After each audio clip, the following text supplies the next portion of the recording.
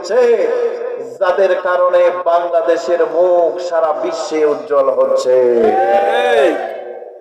আর এমন রাষ্ট্রপ্রধান আমাদের দেশে ছিল, এমন পচাগান্দা, নষ্ট তো নষ্টই, আর এমন নষ্ট আলুর মতো, এই আলু যেটা নষ্ট হয়ে যায় এটার সাথে আরেকটা লেগে থাকলে ওটাও নষ্ট হয়ে যায়। পেঁয়াজ যখন আপনারা রেখে দেন ঘরে তুলে, কিছুদিন পরে কি করেন? নষ্ট পেঁয়াজ আলাদা করেন, কারণ কোন রকমের যদি সহবত লাগে, এটার সাথে যদি কোনো ধরনের টাচ লাগে, টাচ, তারপরেও শরীরে পছন্দ ধরে যায়।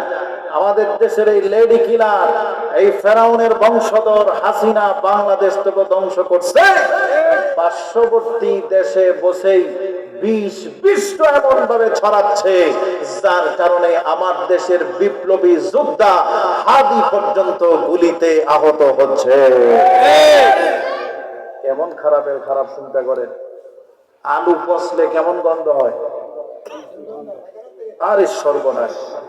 তাহলে এই মহিলা যে পয়সা গেছে, এই হাজার আলু একত্রিত করলে যে পরিমাণ গন্ধ, তার চাইতে বেশি গন্ধ এই দুর্গন্ধ এই মহিলার মধ্যে।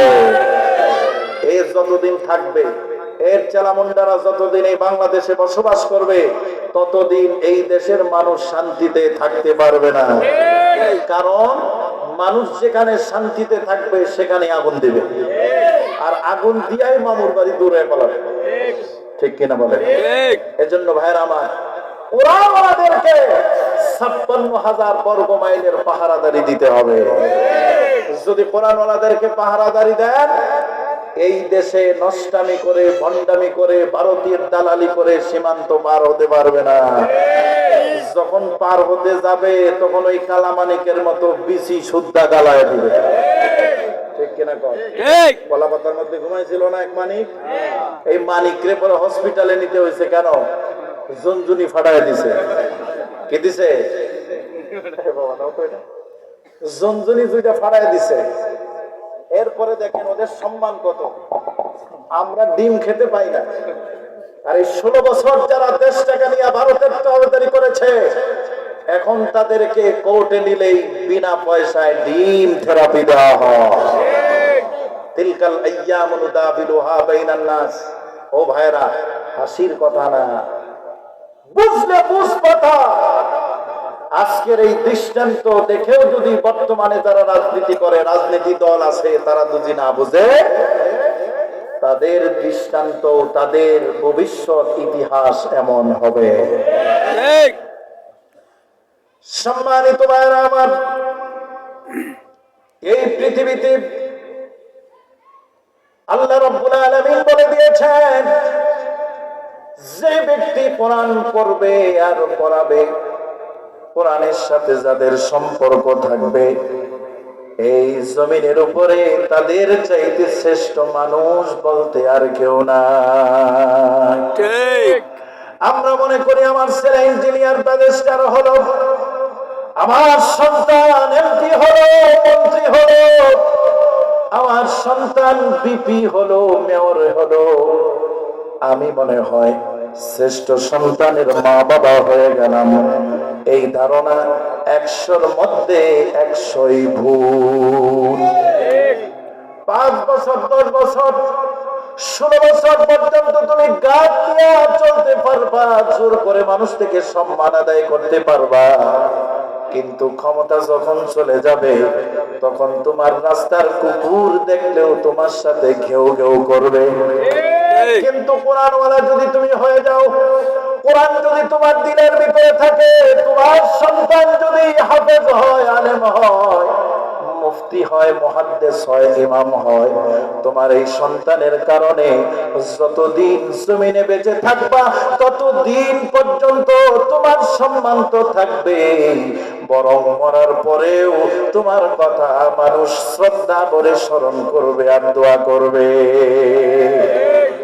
সম্মানিত ভাইরা আমার, এই কোরআন যার সাথে লাগলো তার মর্যাদা কেমনে বললো, আমি 2টা দৃষ্টান্ত দিয়ে আমার কথা আমি শেষ করব। একজন ফেরেশতা, যার নাম হলো জিবরাইল, নাম শুনেছেন নাকি? জিবরাইল ফেরেশতা হলো সমস্ত ফেরেশতাদের সর্দার, লিডার। সমস্ত ফেরেশতাদের লিডার হলেন জিবরাইল। এই জিবরাইল লক্ষ পয়গম্বর দুনিয়াতে যারা আছেন সমস্ত পয়গম্বরের কাছে আল্লাহর পক্ষ থেকে ওহী নিয়ে আসেন। আল্লাহ যা বলেছেন সঙ্গে সঙ্গে নবীদের উপরে ওহীর মাধ্যমে তা জানাই দিয়েছেন। এই জন্য সমস্ত ফেরেশতাদের মধ্যে মর্যাদা বেশি হলো জিবরাইলের। এই জিবরাইল যখন রাসূলুল্লাহ সাল্লাল্লাহু আলাইহি ওয়াসাল্লামের কাছে কোরআনের একটা আয়াত নিয়ে আসলেন, যে আয়াতটা আমরা কম্পালসারি সবাই জানি, সবাই শুনছি, অর্থটাও আমরা জানি। কোরআনুল কারীমের ভিতরে আল্লাহ রাব্বুল আলামিন নবীর শান মানের ব্যাপারে বলেছেন, ওয়া মা আরসালনাকা ইল্লা রাহমাতাল লিল আলামিন। আল্লাহ বলেছেন, ও নবী, तमाम সৃষ্টির জন্য আপনি হলেন রহমত, করুণার আয়াত। আপনি হলেন तमाम সৃষ্টির জন্য রহমত, বরকত, নিয়ামত। আর আমি আল্লাহ হলাম রব্বুল আলামিন, तमाम পৃথিবীর জন্য আমি হলাম প্রতিপালক, আমি হলাম রব, আমি হলাম মালিক। আর আপনাকে বানিয়েছি तमाम পৃথিবীর জন্য দয়ার আধার। এই আয়াতে কারিমা যখন নিয়ে আসলেন, হুজুর বললেন, ও জিবরাইল, এই আয়াতের মাধ্যমে তুমি আমাকে জানায় দিন, আল্লাহ পাক বলে দিলেন সবকিছুর জন্য আমি হলাম রহমত, কিন্তু আমি নবী মুহাম্মদ মনে করি তুমি জিবরাইল আমার জন্য রহমত। না হুজুর, এটা হতে পারে না, হইতে পারে। কেন? দেখো জিবরাইল, তুমি আমার কাছে কোরআন নিয়ে আসো।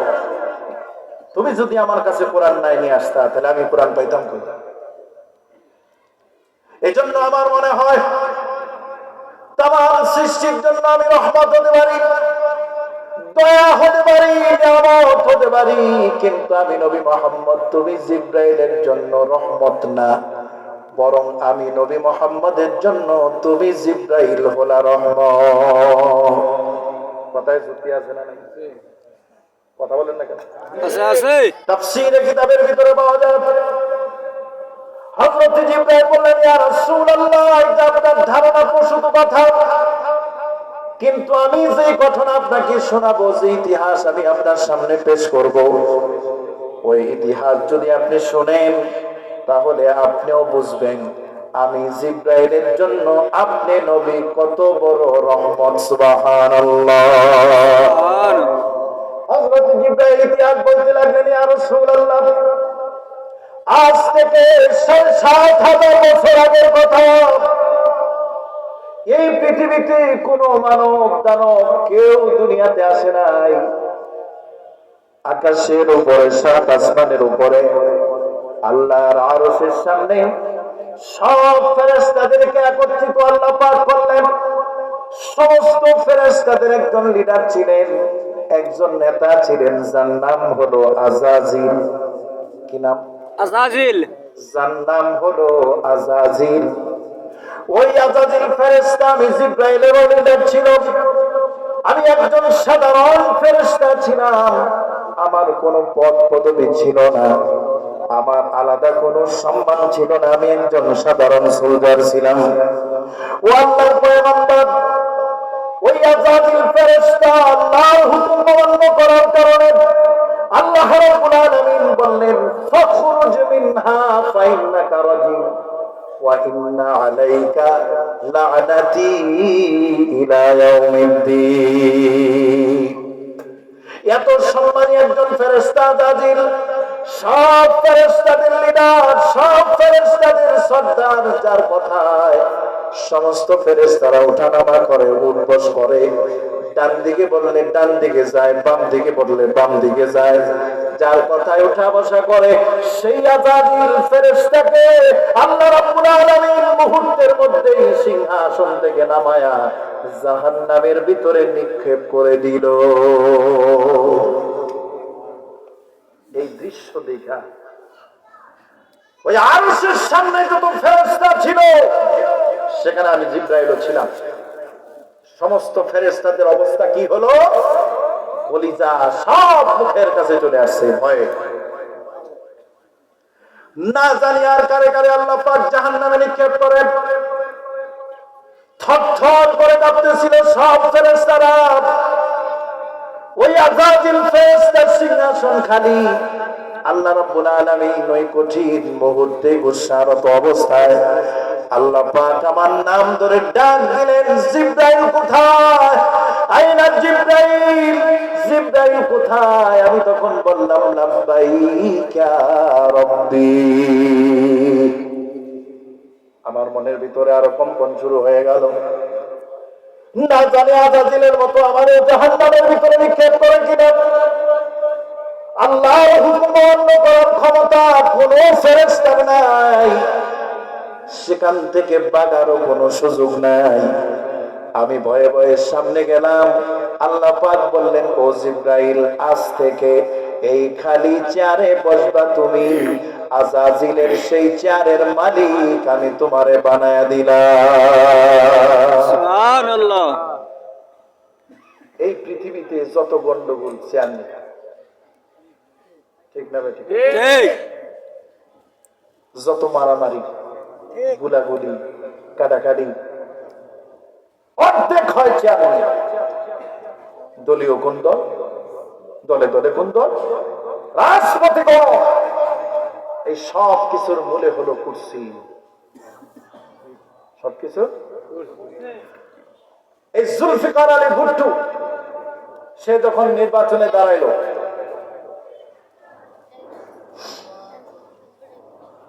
নির্বাচন শুরু হলো, ভোট শুরু হলো,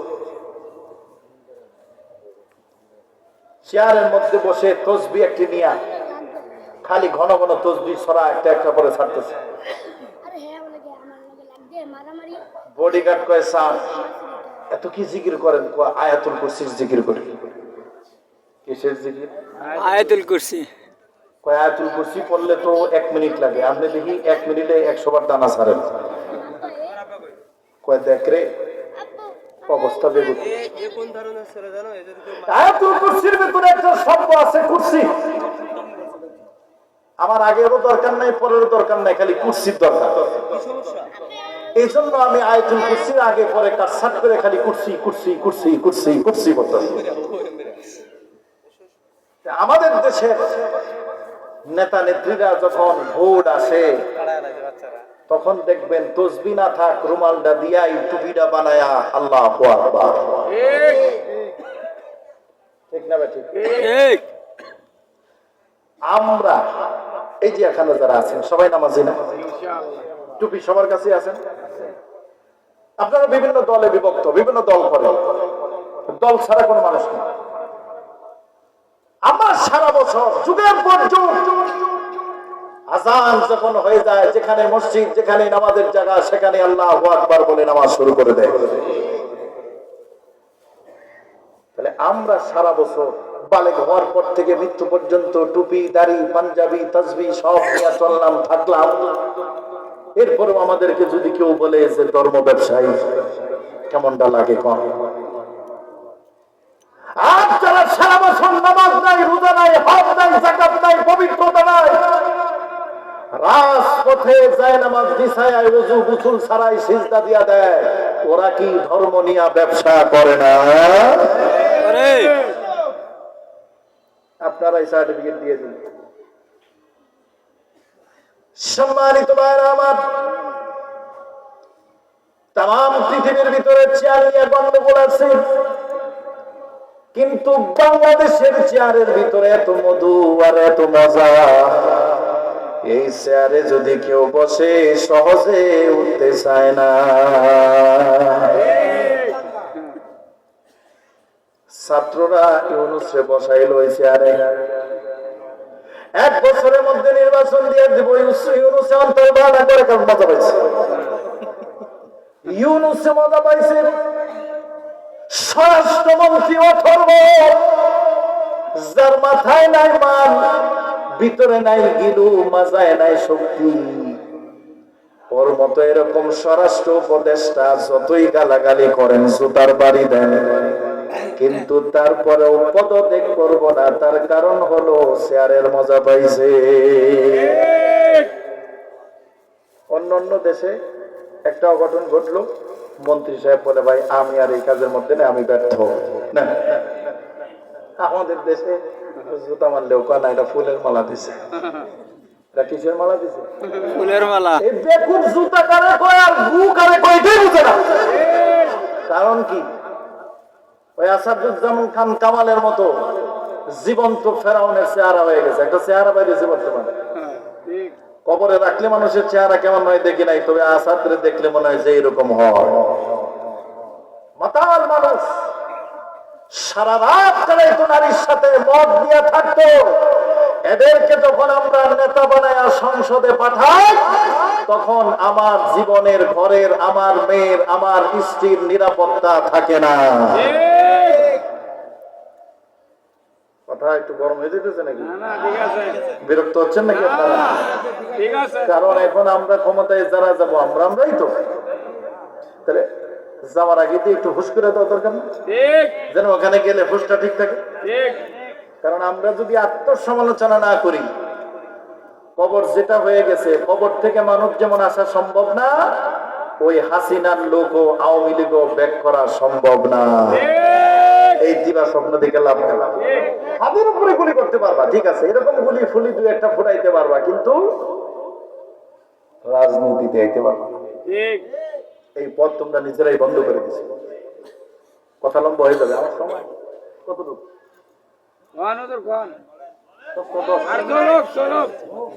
আরে পরে আরো ভালো বক্তা আছে, অনেক ভালো মানের আলোচনা করে। সাইফি সাহেব চমৎকার আলোচনা। জিব্রাইল কয় হুজুর, যখন আমার নামটা ডাকছে আল্লাহ, তখন মনে করেন যদি ওই সময় আমার জন্য মৃত্যু থাকতো, আমার কপালে তো মৃত্যু নাই, মৃত্যু যদি থাকতো আমি কলিজা ফেটে ফিরে ছিঁড়ে মরে যেতাম, এমন ভয়।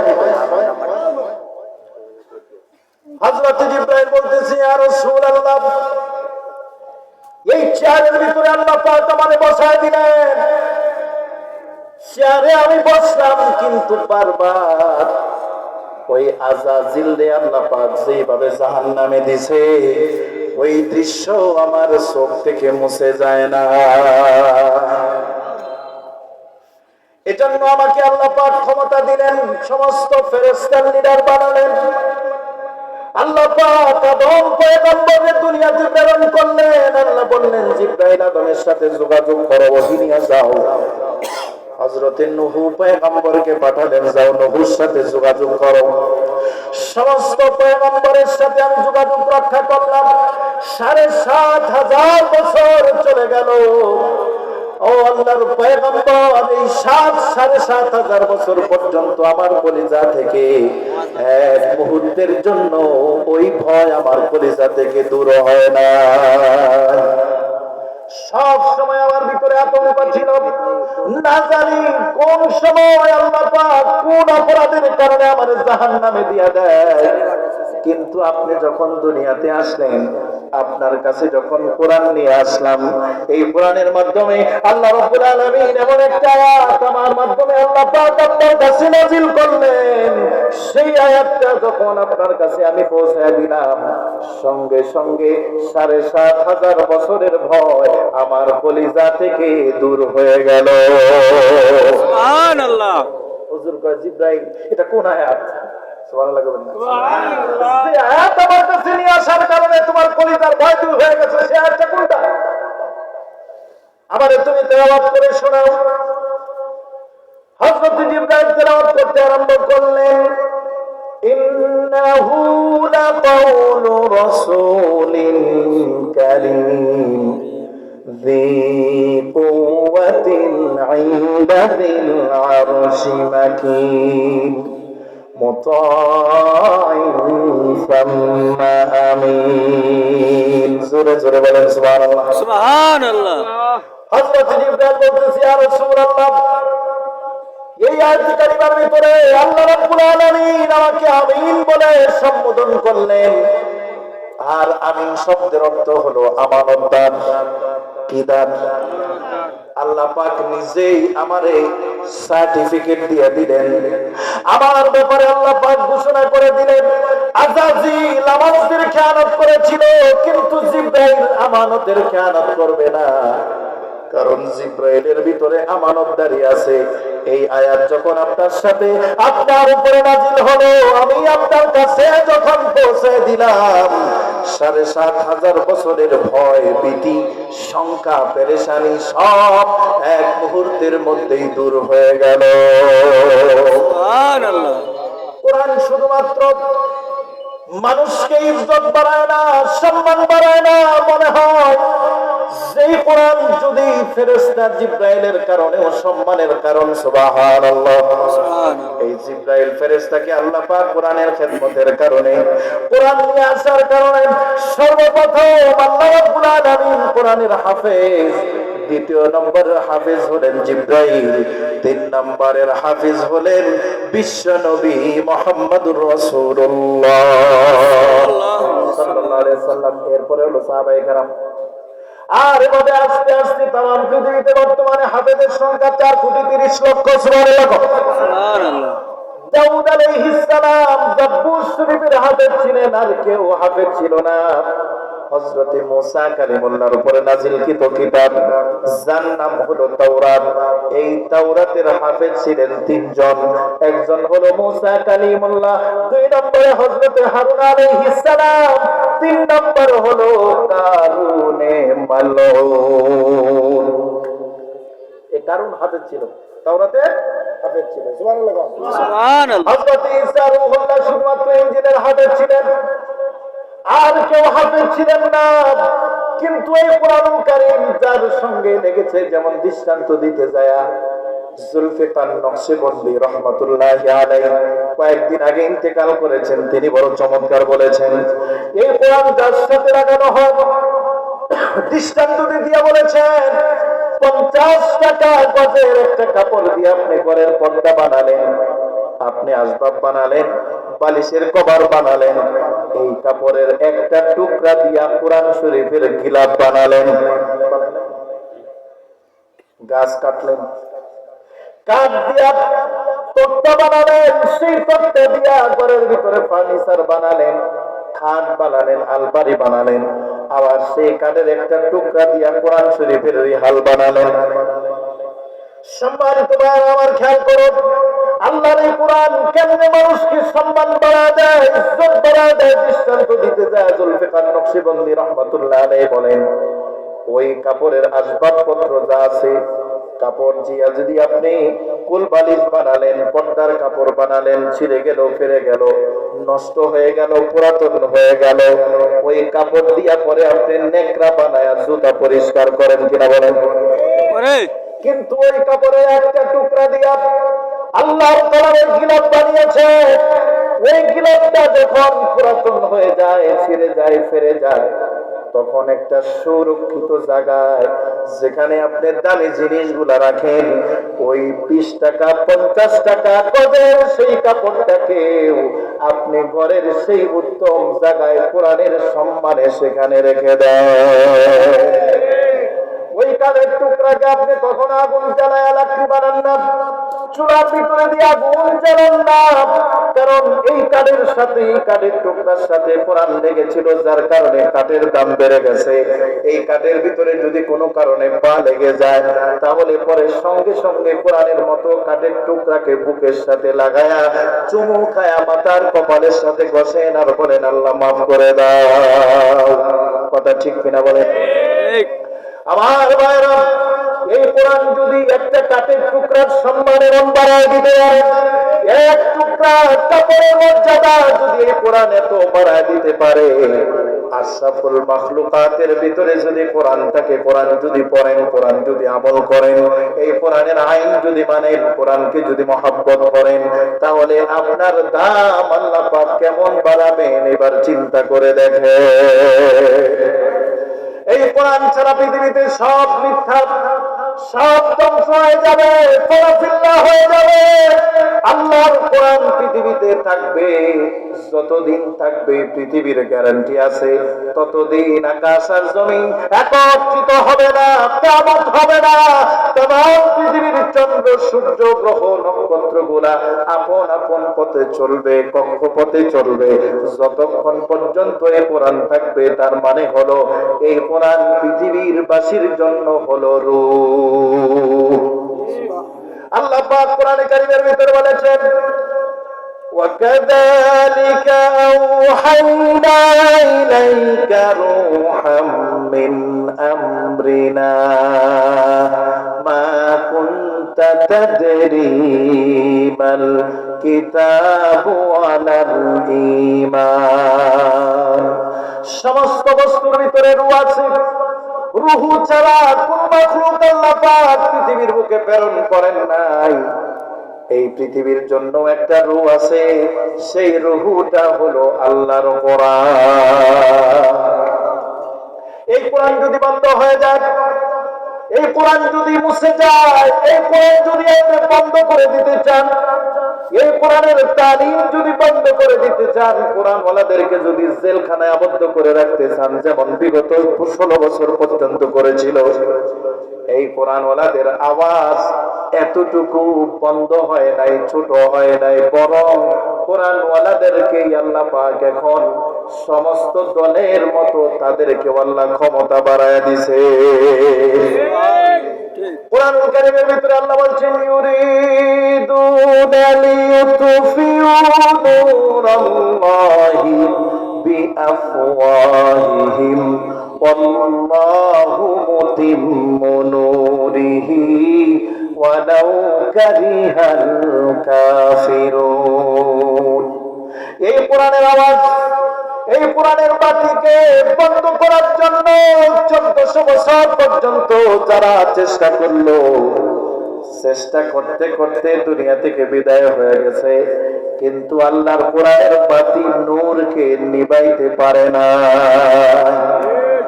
যদি কেউ নিভাইতে চায়, সর্বশক্তি যদি কেউ নিয়োগ করে, ও ভাইরা আমার, স্টেশন রোডের ভাইরা আমার, এই কোরআনের আওয়াজ, কোরআনকে যদি জেল জুলুম নির্যাতন নিপীড়ন মিথ্যা মামলা দর্শন মামলা দিয়ে যদি তুমি জেলখানায় আবদ্ধ করতে চাও, করতে পারো, কিন্তু বিজয় কোরআনওয়ালারাই হবে। আর যারা জেলখানায় বন্ধ করে রাখবা, তারা ভাত রান্না করতে পারবা, খাইতে পারবা না। আল্লাহ পাক কেমন জোরে কিক মারবো, লাথি মারবো, বাংলাদেশ থেকে যায় দিল্লিতে লাফায় লাফায় পড়বা।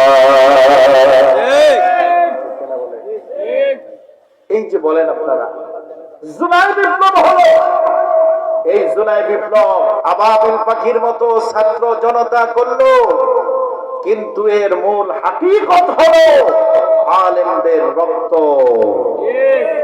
শাপলা চত্বরের রক্ত, আল্লামা মামুনুল হকের রক্ত, নির্যাতন, মোদী বিরোধীর আন্দোলনের রক্ত, জুলাই বিপ্লবের সময় রক্ত, মাদ্রাসা স্কুলের তাজা প্রাণ যখন বিলিয়ে দেওয়া হলো, রক্তে রঞ্জিত যখন রাজপথ হলো, আল্লাহর আরশের ভিতরে কম্পন শুরু হয়ে গেল। মাত্র 36 দিনের সেই আন্দোলনে হাসিনার মতো নরপিশাচ বাংলাদেশ ছেড়ে ভারতে পালিয়ে গেল। আলেমদের রক্তের বড় দাম আছে। আলেমদের রক্তের কি আছে? নাম আছে, দাম আছে। কারণ এই রক্ত পড়েছিল বদরে। সুবহানাল্লাহ বলবেন। বদরে মুজাহিদ কয়জন ছিল? মুজাহিদ কয়জন ছিল? 313 জন। 313 জন। সুবহানাল্লাহ। সুবহানাল্লাহ। এই 313 জন যোদ্ধা, যাদের কোনো সমর অস্ত্র ছিল না, যাদের কাছে কোনো তরবারি ছিল না, ধারালো কোনো অস্ত্র ছিল না, তদানীন্তন পৃথিবীর ভালো মানের কোনো অস্ত্র ছিল না, একজন সাহাবী এসে বলতেছে, রাসূলুল্লাহ সাল্লাল্লাহু আলাইহি ওয়াসাল্লাম, আমি